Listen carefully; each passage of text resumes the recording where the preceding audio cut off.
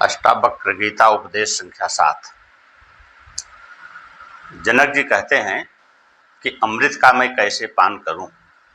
इसके उत्तर में अष्टावक्र जी कहते हैं कि हे जनक, तुम इस प्रकार के निश्चय रूपी अमृत को पी करके सुखी हो जाओ कि मैं एक हूं, अर्थात सजातीय, विजातीय तथा स्वगत भेद से रहित हूं। क्योंकि एक वृक्ष का जो वृक्षांतर से भेद है वह सजातीय भेद कहलाता है, और वृक्ष का जो घटादिकों से भेद है उसका नाम विजातीय भेद है, और वृक्ष को जो अपने संखादिकों से भेद है वह स्वगत भेद कहा जाता है। यह आत्मा तो ऐसा नहीं है, क्योंकि एक ही आत्मा सारे जगत में व्याप्त है। वह पारमार्थिक सत्ता वाला है और नित्य है। इसके अतिरिक्त कोई दूसरा ऐसा नहीं है। इस वास्ते में सजातीय भेद रहता है, और आत्मा से भिन्न कोई भी पदार्थ पारमार्थिक सत्ता वाला नहीं है। अतः आत्मा से भिन्न सब मिथ्या है, क्योंकि कहा गया है ब्रह्म से भिन्न सारा जगत ब्रह्म से पृथक होने के कारण शक्ति में रजत की तरह मिथ्या है। इस अनुमान प्रमाण से जगत का मिथ्यात्व सिद्ध होता है, और इसी से आत्मा में विजातीय भेद भी नहीं है।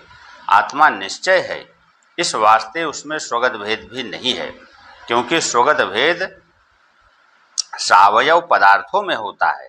आत्मा देश काल और वस्तु के परिच्छेद से रहित है, क्योंकि देश काल और वस्तु का परिच्छेद परिच्छिन्न पदार्थों में ही रहता है, व्यापक में नहीं रहता। जो वस्तु किसी काल में हो और किसी काल में न हो वह वस्तु काल परिच्छेद वाली कहलाती है। ऐसे घटपटादि पदार्थ ही हैं। आत्मा तो तीनों कालों में एक सा ज्यों का त्यों बना रहता है। इस वास्ते काल परिच्छेद से आत्मा रहित है।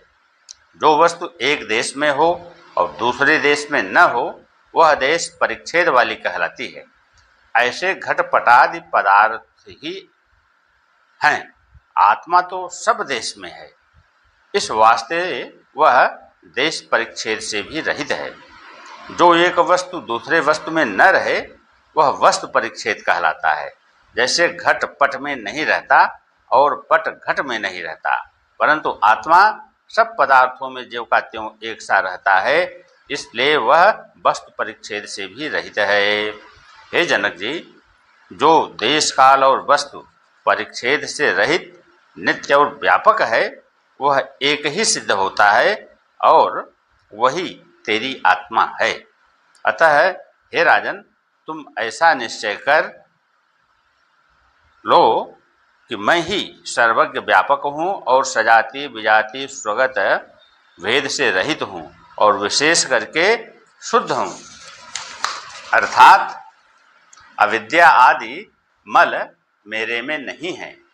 जब तुम ऐसा निश्चय रूपी अग्नि को प्रज्वलित करके अज्ञान रूपी वन को भस्म कर दोगे तो फिर जन्म मरण रूपी शोक से रहित होकर परमानंद को प्राप्त हो जाओगे।